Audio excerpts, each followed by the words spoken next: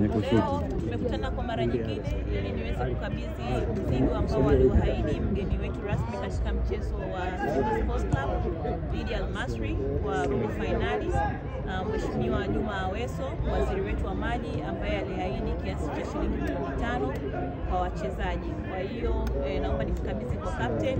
Nimeambatana pia na mjumbe wa bodi ambaye kwa niaba ya bodi yeye atashukuru, na hii ikawe chachu kwa wachezaji wetu. Kwa hiyo naomba nimkabidhi kiwango hichi cha shilingi milioni 5 Shusha maiki wetu. Twende maiki basi.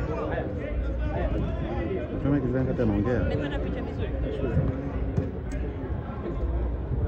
Fresh. Asante. Kwa niaba ya wachezaji niseme nashukuru.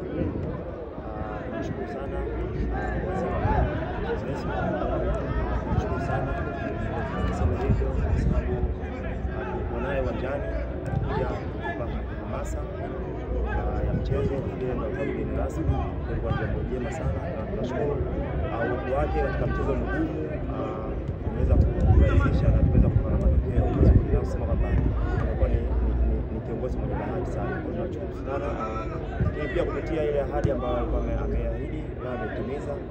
Pia kwa niaba ya wachezaji niseme tena tunashukuru sana, na naamini katika game zijazo anaweza kaahidi kingine zaidi kwa ajili ya kuongeza hamasa kwa wachezaji. Kwa hiyo niseme kwa niaba ya wachezaji tunamshukuru sana Mheshimiwa Waziri Aweso.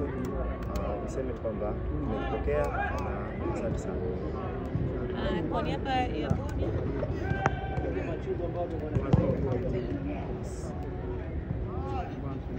sisi kama bodi tunasema tunamshukuru Mheshimiwa Waziri kwa hili, sio dogo, ni kubwa,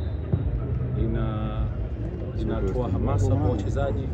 Kama mnavyojua tunafuzu kwenda nusu finali, lakini haya yakifanyika hivi kama nilivyosema kwamba yakifanyika kwa timu kwa ujumla yanakuwa yanaleta hamasa kubwa zaidi.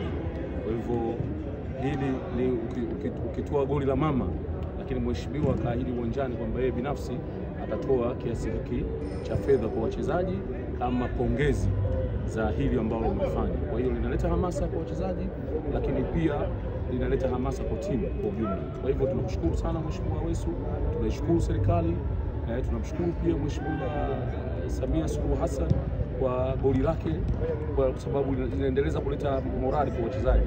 Kama mlivyomsikia mwenyewe captain anazungumza hapa, hii anapeleka kwa wachezaji wenzie na itaendelea kuleta chachu, na inshallah tutavuka kwenda finali.